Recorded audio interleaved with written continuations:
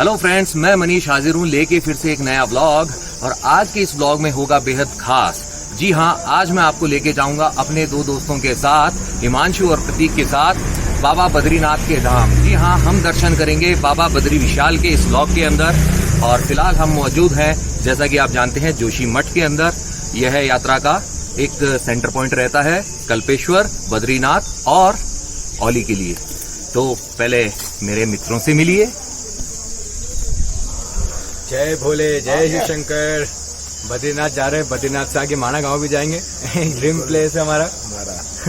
यह हमारी किस्मत है कि माना गांव में अब एंट्री स्टार्ट हो चुकी है, बिकॉज अभी कोरोना की वजह से वहां के प्रधान ने बाकी बाहर वाले लोगों की एंट्री बंद कर रखी थी और अंदर वाले जो गांव के लोग थे उनकी भी बाहर जाने पे मनाही थी। तो उम्मीद है आज का ये व्लॉग भी बहुत अच्छा रहेगा, आपको पसंद आएगा। हल्की हल्की ठंड है, अभी ऊपर बहुत ज्यादा ठंड मिलेगी हमें, तब हमें इन जैकेट्स का यूज करना होगा। जय बाबा बद्रीनाथ, जय भोले। तो चलिए चलते हैं जोशी मठ के बद्रीनाथ बस स्टैंड की तरफ, जहां से हमें मिलेगी बस या फिर शेयर्ड टैक्सी। वैसे दोस्तों, बद्रीनाथ जी का नाम बद्रीनाथ कैसे पड़ा, इसके बारे में मैं आपको बताना चाहूंगा। जो नहीं जानते उनको, बद्री का संस्कृत में मीनिंग होता है बेर या बेरी।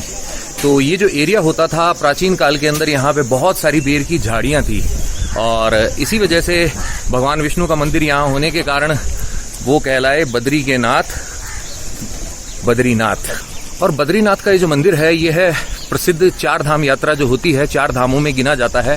बद्रीनाथ, आपके जगन्नाथ मंदिर, द्वारका और रामेश्वरम, ये तो हो गए बड़े चार धाम। उत्तराखंड में जो छोटे चार धाम होते हैं उसमें आते हैं बद्रीनाथ जी, केदारनाथ जी, गंगोत्री और यमुनोत्री।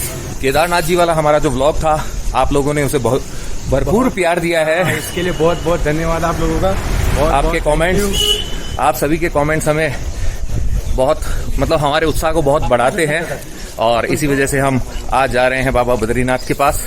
आपने हम दोनों की जोड़ी को बहुत लाइक किया, अब हम तीनों की तिगड़ी को लाइक करें, कमेंट करें और अच्छे से देखें। ये देखिए, बोर्ड के अनुसार इस जगह से बद्रीनाथ जी की जो दूरी है वो 43 किलोमीटर्स है। गोविंद घाट जो है 18 किलोमीटर।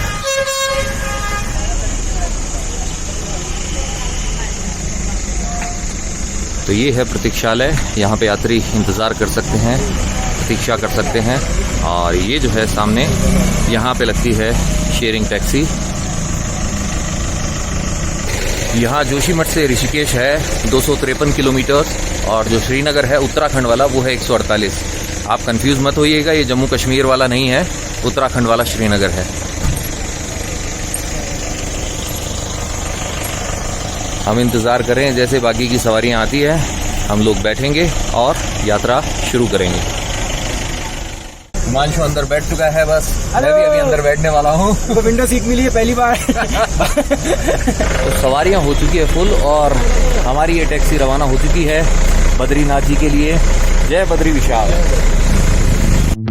फ्रेंड्स, यूं तो मैं जोशीमठ की जगह बद्रीनाथ धाम से भी व्लॉग की शुरुआत कर सकता था, लेकिन मुझे लगा उस केस में जोशीमठ से बद्रीनाथ तक का रास्ता आप नहीं देख पाएंगे, इसलिए आपको इस सुंदर लेकिन बहुत ही डेंजरस रास्ते के नजारे दिखाते हुए बद्रीनाथ के भव्य मंदिर तक लेकर जाएंगे, ताकि आपको भी यात्रा वाली फीलिंग तो आए। है ना सही बात? बने रहिए हमारे साथ।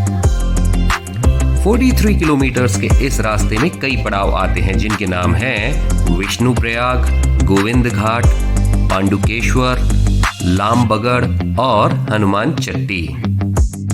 इन घुमावदार रास्तों पर सबसे इम्पोर्टेंट है सामने से आते हुए व्हीकल को सही तरीके से पासिंग देना, क्योंकि रास्ते में रोड बहुत सी जगहों पर न केवल टूटी फूटी है बल्कि संकरी यानी कि नैरो भी है। इसलिए अगर आप अपनी गाड़ी से आते हैं तो आपको इस बात का खास ध्यान रखना है।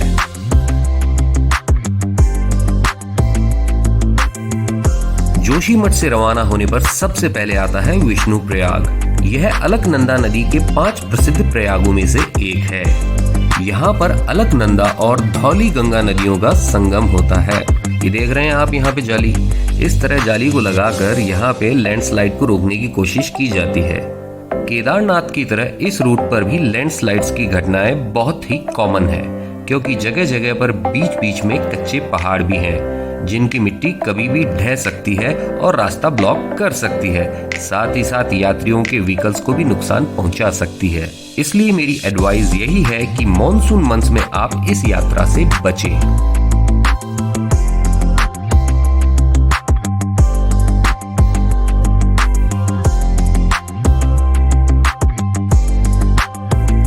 चार धाम यात्रा प्रोजेक्ट के काम की वजह से भी व्हीकल्स को जगह जगह पर रुकना पड़ता है, जैसे कि हमें यहाँ रुकना पड़ गया है। रास्ता चौड़ा करने का काम अभी जारी है, जिस वजह से हमें यहाँ रुकना पड़ गया है और व्हीकल्स की लंबी लाइन लग गई। आप देखिए ज़रा, ये देखिए पीछे काम चल रहा है। थोड़ा सा निहार लिया जाए अलकनंदा मैया को।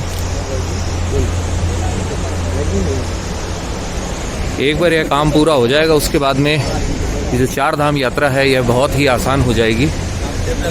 इतना जो कष्ट उठाना पड़ता है उतना नहीं उठाना पड़ेगा। वैसे अगर पुराने ज़माने की बात की जाए तो उस ज़माने में जो लोग कष्ट उठाते थे, आज जो लोग हम कष्ट उठा रहे हैं ये तो कुछ नहीं है। हमें जो थोड़ी बहुत प्रॉब्लम फेस करनी पड़ती है, उस टाइम पे तो बिल्कुल सड़क नहीं होती थी, कच्चा रास्ता भी नहीं होता था, और जो बड़े बूढ़े लोग जो होते थे सिर्फ वही लोग इस यात्रा पे आते थे, और करीबन 6 महीने का समय लगा करता था, और सब अपने घर पे कह के आते थे कि किस्मत रही तो वापस लौट के आएंगे, अदरवाइज़ ये मान लेना कि हमको यहीं चार धाम यात्रा में ही मोक्ष की प्राप्ति हो गई है।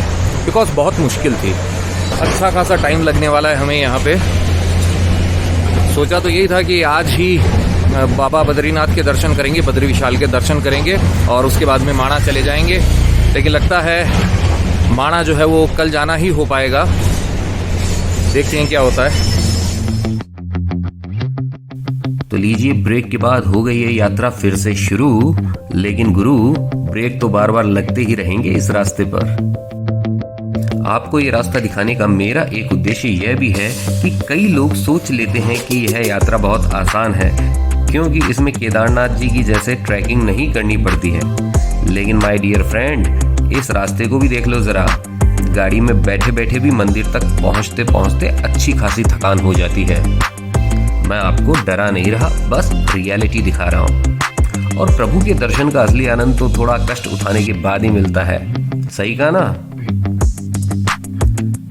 तो लीजिए, आ गया है गोविंद घाट, जो कि जोशीमठ से 18 किलोमीटर दूर है, और यहाँ से एक अलग रास्ता जाता है हेमकुंड साहिब और famous valley of flowers national park के लिए। वहाँ मैं 2015 में जा चुका हूँ मेरे दोस्त हैप्पी के साथ, और तब मैंने बद्रीनाथ जी के दर्शन भी किए थे। लेकिन उस टाइम पे मैं सिर्फ ट्रेवल ही किया करता था, व्लॉग्स नहीं बनाता था।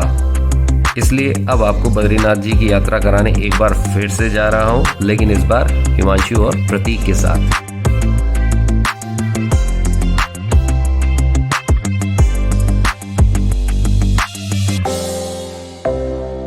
तो आ गया है पांडुकेश्वर, और यहाँ है सप्त बद्री में से एक योग बद्री मंदिर, जिसके दर्शन होंगे फिर कभी, क्योंकि सप्त बद्री में प्रथम बद्री है बद्रीनाथ। तो सबसे पहले हम जाएंगे उनके पास, उनके दर्शन करेंगे, और सप्त बद्री के जो बाकी के मंदिरों की यात्रा है होपफुली वो नेक्स्ट सीजन में ही हो पाएगी।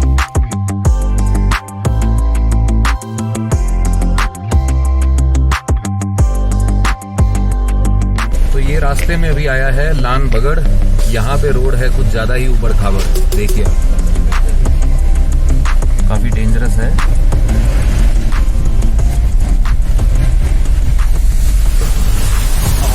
झरना दिख गया हमें।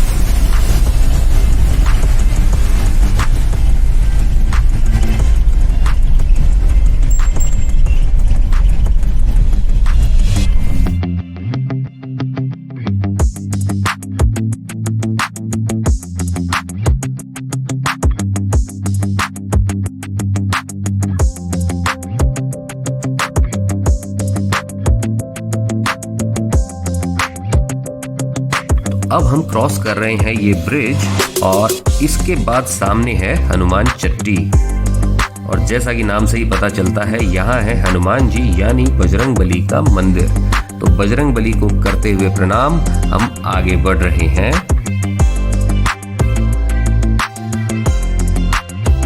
जैसे ही आप हनुमान चट्टी क्रॉस कर लें तो समझ लीजिए अब थोड़ी ही देर बाद आप पहुंचने वाले हैं बद्रीनाथ धाम। लीजिए सामने जो दिखाई दे रहा है वही है हमारी आज की मंजिल, हमारा डेस्टिनेशन और शुद्ध हिंदी में कहूँ तो हमारा गंतव्य स्थल बद्रीनाथ धाम। बस थोड़ी देर में हम लोग पहुंचने ही वाले हैं।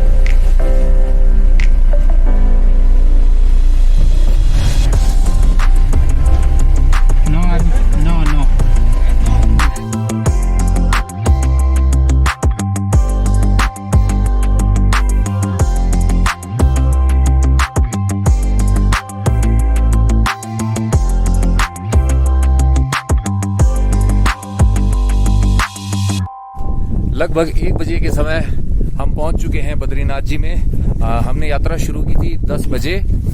बीच के अंदर काम चल रहा था, उस वजह से हमें करीबन 1-1.5 घंटा रुकना पड़ा और फिर रास्ता थोड़ा सा खराब भी है, ऊबड़ खाबड़ है, तो इतनी ज़्यादा स्पीड में नहीं आ सकते थे। लेकिन अंत भला तो सब भला। उत्तराखंड से बाहर वाली यात्रियों के लिए अभी जो पाबंदी हटी है उसको हटे हुए अभी 2-3 दिन हुए हैं, लेकिन फिर भी अभी आप देख सकते हैं यहाँ पे ज्यादा लोग नहीं आए हैं। हम लोग जहाँ भी गए वहाँ लोग कम ही मिले। लाइक हम मध्य महेश्वर गए, वहाँ केवल 13 लोग थे। 13 भी हम 3-4 नीचे गए तो 7-8 लोग के ऊपर थे। कल्पेश्वर में भी कम थे, यहाँ भी कम।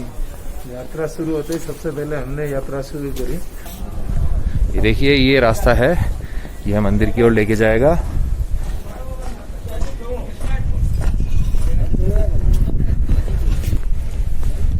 जय बद्री विशाल।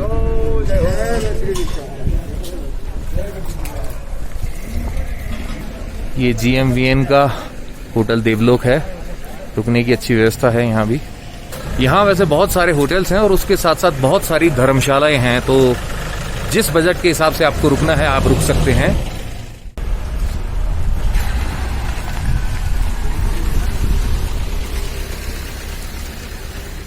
वहां पे है बाबा बद्री विशाल का मंदिर, वहीं जा रहे हैं हम। कितना अंतर है इस बार, पिछली बार जब आए थे तब भीड़ ही भीड़ और अभी VIP दर्शन जैसा लग रहा है। देखना पड़ेगा आगे लाइन कितनी है। देखिए गाड़ियां तो खड़ी है यहाँ पर। ये नर और नारायण पर्वत हैं और इनके जस्ट आगे है बद्री विशाल का मंदिर। दुकानें खुल चुकी हैं काफी।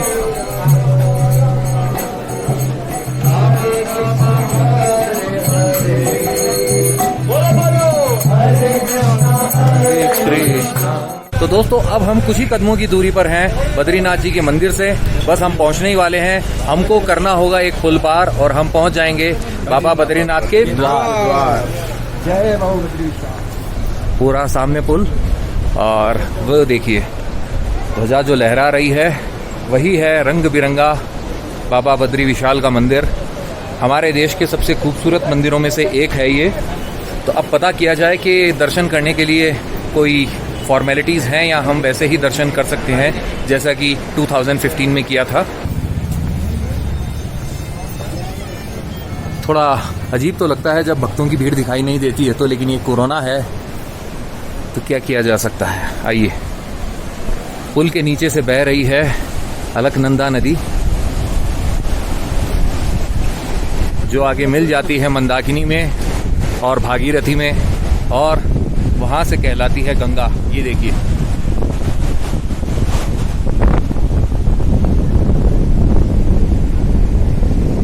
हवा थोड़ी ठंडी है लेकिन इतनी ठंडी नहीं है कि कब कब आ जाए। अभी आ रहा है।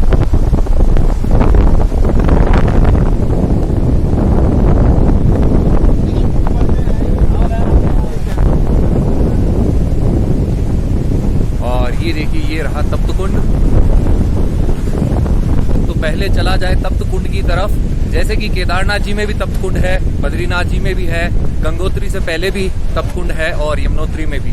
तो ये जो छोटे 4 धाम है, चारों में नेचुरल जो है तप्त कुंड गर्म पानी के स्रोत हैं। आइए चलते हैं वहीं।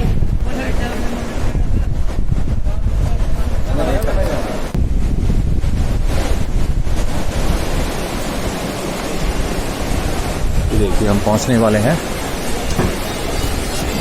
ये रहा सामने तप्त कुंड।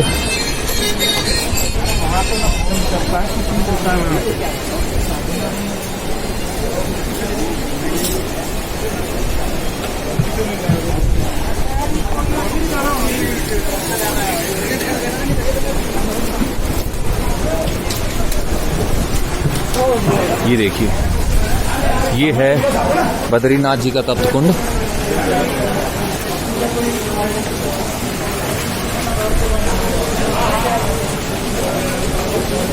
आगे महिलाओं का है तो हम उस तरफ नहीं जाएंगे क्योंकि वहाँ शूट करना सही नहीं है। हाँ हिमांशु, कैसा है पानी? मजा आ जाएगा भैया, सब थकान उतर जाएगी पूरी यात्रा की। कितना गर्म है? हाँ गर्म तो है। नहा सकते हैं? नहा सकते हैं, अच्छे से नहा सकते हैं। चलो प्रतीक, देखो तुम भी। गर्म है।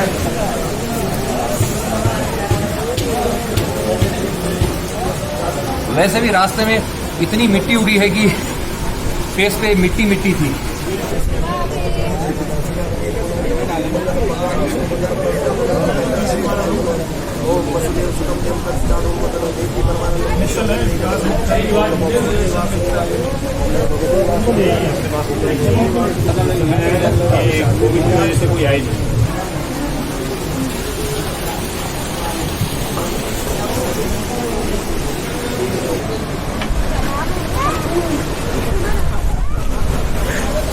कितना गर्म है हिमांशु? थोड़ी देर में सही हो जाएगा।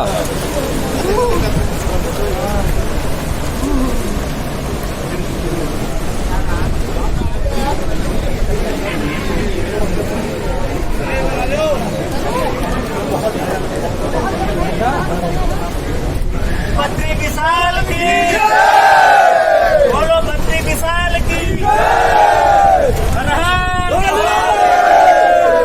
मंदिर में दर्शन स्टार्ट होंगे 3 बजे। अभी 2 बजे है, हमारे पास टाइम है, इसलिए हम सबसे पहले लंच करेंगे। देखते हैं क्या मिलता है हमें। यहाँ तो बिल्कुल फुल है मामला।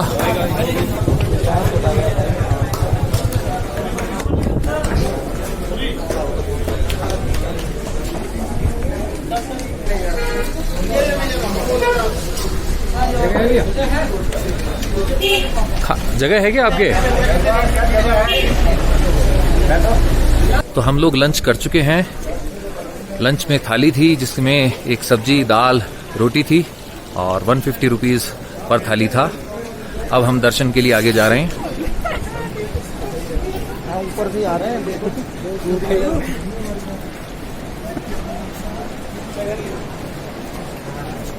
चलिए अब लाइन में लगा जाए दर्शन हेतु। लोग लगे जा रहे हैं। अगर हम जल्दी नहीं गए तो हम काफ़ी पीछे हो जाएंगे।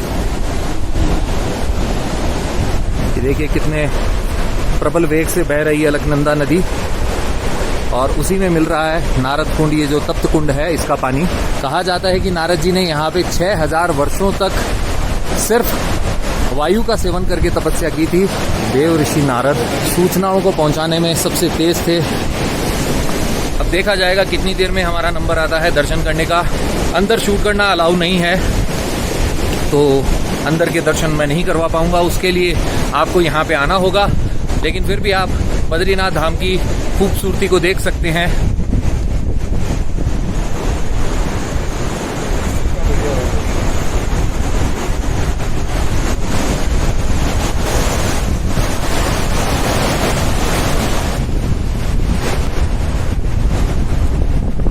जब 2015 में दर्शन करने के लिए आया था तो उस वक्त आप वो देख सकते हैं लास्ट, उससे भी और पीछे वहाँ से लाइन लगनी स्टार्ट हुई थी और करीबन 2 घंटे में नंबर आया था।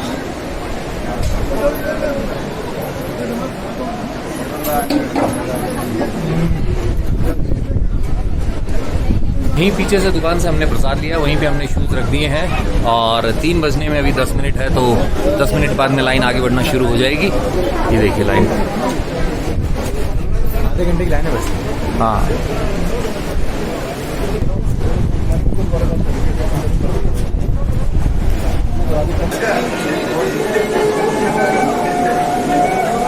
लाइन चल पड़ी है और हम काफ़ी आगे आ गए हैं। आधी दूरी तय कर ली हमने।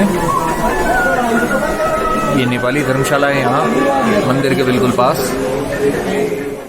अब बस थोड़ी दूरी बची है, आप देख सकते हैं मंदिर की ध्वजा लहराते हुए।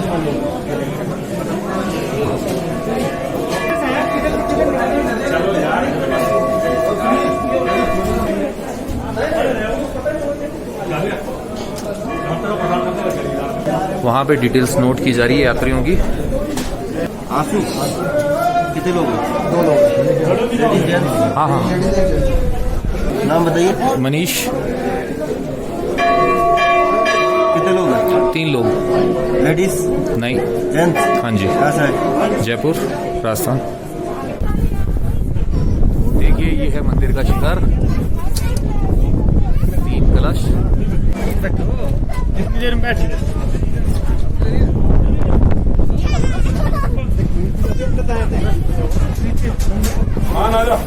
तो बस आगे आपको नहीं दिखा सकता हूँ क्योंकि परमिशन नहीं है। तो मंदिर में दर्शन करके आके आपको कथा बताता हूँ, क्या है कथा यहाँ की। तो दोस्तों दर्शन करके हम लोग बाहर आ चुके हैं। सॉरी आपको अंदर दर्शन नहीं करवा पाया क्योंकि नियम ही ऐसे बने हुए हैं। और अब मैं आपको थोड़ा सा मंदिर अंदर से कैसा वैसा बताना चाहूँगा। जैसे हम लोग इस दरवाजे से अंदर जाते हैं तो सामने ही सामने जो मुख्य मंदिर है वो है भगवान बद्रीनाथ जी का, और उसमें विराजमान है काले पत्थर से बनी हुई भगवान बद्रीनाथ जी की प्रतिमा। और उसके लेफ्ट हैंड साइड के अंदर आता है महालक्ष्मी जी का मंदिर। उससे आगे है जगत गुरु शंकराचार्य जी का स्थान जहाँ पे लोग भजन कीर्तन करते हैं। और फिर जब हम परिक्रमा करते हुए राइट हैंड साइड की तरफ आते हैं तो आता है हनुमान जी का मंदिर, और उनके बाद में आता है विष्णु जी की प्रतिमा है वहाँ पे। बाद में है यहाँ के क्षेत्रपाल घंटा कर्णा जी का मंदिर। तो इस तरीके से हमने मंदिर के अंदर 15-20 मिनट का टाइम जो है स्पेंड किया, अच्छे से दर्शन कर लिए, अच्छी फीलिंग हो रही है। और अब आपको बताना चाहूँगा इस मंदिर से जुड़ी हुई कथा के बारे में। कोई भूल चूक हो तो माफ़ कर दीजिएगा, जितनी मुझे नॉलेज है उसके हिसाब से बता रहा हूँ। तो जैसा कि हर कथा में होता है कि देवर्षि नारद का एक इम्पॉर्टेंट रोल होता है, वैसे ही इस कथा में भी है। हुआ यूं कि एक बार नारद जी भगवान विष्णु के पास जाते हैं और कहते हैं कि प्रभु आप तो हमेशा शेषनाग की शैया के ऊपर लेटे रहते, विश्राम करते रहते हैं, आप भी तो कभी कुछ स्पेशल कीजिए। अब लक्ष्मी जी को भी ये बात नारद जी की थोड़ी सही लगती है, तो वो भी उनको कहती है प्रभु आपको कुछ तो स्पेशल करना चाहिए, महत्वपूर्ण। तो भगवान विष्णु जो है वो सोचते हैं कि अब मुझे जाना होगा एक अच्छे से स्थान पर और तपस्या करनी होगी। और इस तपस्या के लिए उनको जो स्थान पसंद आता है वह है यही स्थान है जहाँ पे बहुत सारे बद्री के पेड़ लगे हुए थे, यानी कि बेर की झाड़ियाँ थी वो यहाँ पे थी। और इस स्थान को भगवान ने अपनी तपस्या के लिए पसंद तो कर लिया, लेकिन इस स्थान पर पहले से ही रहते थे भगवान शिव अपनी पत्नी पार्वती मैया के साथ में। तो भगवान विष्णु यहाँ पे तपस्या करे तो कैसे करे, तो इसके लिए वो एक लीला रचते हैं। वो एक बालक का रूप बनाते हैं और पार्वती मैया के पास रोते हुए आते हैं। पार्वती मैया पूछती है कि भाई क्या चाहिए, क्या बात है। भगवान शिव तो सब जानते हैं क्या है विष्णु जी की माया। तो भगवान विष्णु जो कहते हैं कि मुझे ये वाला आपका स्थान चाहिए, तो पार्वती मैया भगवान शिव से कहती है और भगवान शिव जो है सहर्ष यह स्थान भगवान विष्णु को दे देते हैं।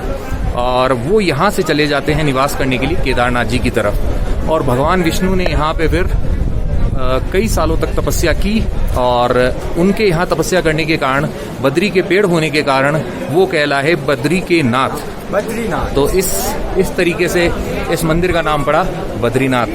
तो हिमांशु हाँ भैया बताओ कैसी फीलिंग है? जोरदार, ठंड वंड बिल्कुल एकदम। तो पहले तो हम तप्तकुंड में स्नान करके गए थे, तो पूरी ठंड वंड सब थकान सब गायब हो गई।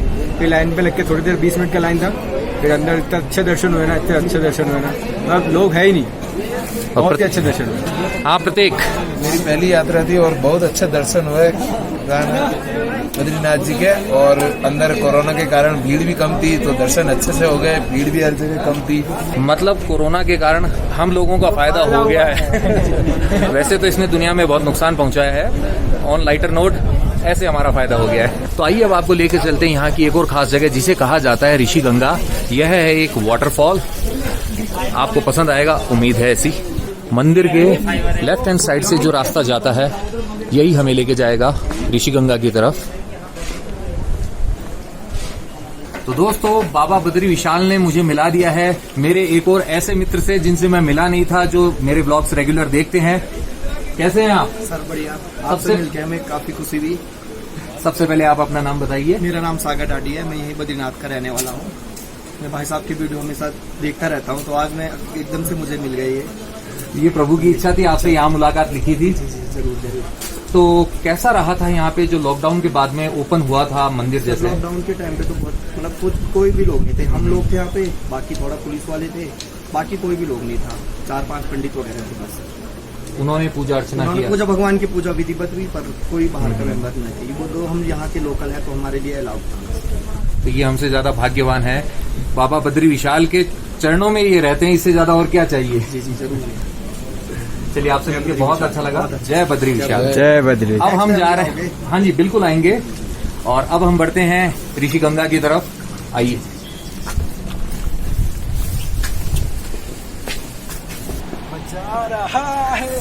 ठंडी लग रही है। मनीष में बोल रहे थे आज यहाँ नहीं रुकेंगे, पर मैंने जीत की है, जीत बहुत बड़ी जीत। आज हम यहीं रुकेंगे, रात में कहीं भजन संध्या होगी तो हम भजन वजन करेंगे, अच्छे से ठंड का आनंद लेंगे। और सुबह माणा गाँव जाएंगे, कहाँ तक जाने देते हो पता नहीं, पर एक बार ट्राई करेंगे, जाने देंगे तो आगे ठीक है, बाकी प्रभु की मर्जी। क्योंकि यहाँ के जो लोकल है अभी जो मिले थे, उन्होंने बताया था कि माणा में सिर्फ जो एंट्री गेट है वहीं तक जाने दे रहे हैं। ये देखिए, वहां हो रहा है 2 धाराओं का संगम, अलकनंदा में मिल रही है एक और धारा, ऋषिगंगा है शायद। ये सामने दिखाई दे रहा है ऋषिगंगा वाला झरना, बहुत ही खूबसूरत है और रास्ता बिल्कुल भी पक्का नहीं है।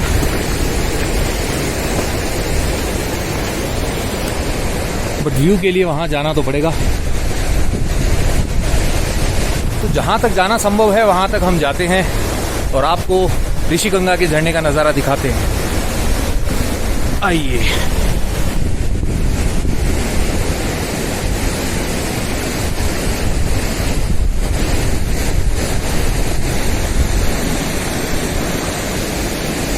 हवा में ठंडक हो गई है क्योंकि शाम हो चुकी है और हम पहुंच चुके हैं ऋषिगंगा के झरने तक। अभी आपको दिखने वाला है,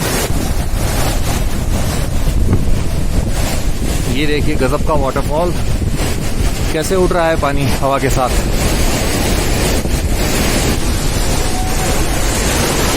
ये देखिए,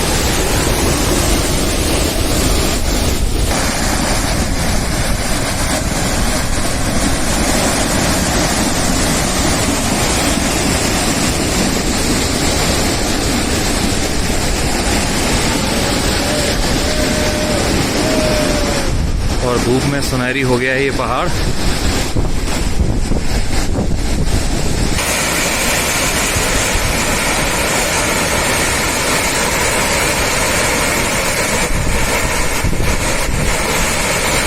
तो दोस्तों, उम्मीद करता हूँ बाकी के ब्लॉग्स की तरह आपको ये ब्लॉग भी पसंद आया होगा, भगवान बद्रीनाथ का ये ब्लॉग। अगर आपको पसंद आया तो आप जानते हैं आपको करना क्या है। आपको लाइक करना है, इसे शेयर करना अपने नियर एंड डियर वंस के साथ में, और कमेंट्स करके अपने विचार हमें बताने हैं। फर्स्ट टाइमर्स सब्सक्राइब बटन को हिट करें और बेल आइकन को जरूर दबाएं ताकि नए नोटिफिकेशंस आपको मिलते जाएं। तो घूमते रहिए, घुमाते रहिए, हमेशा मुस्कुराते रहिए।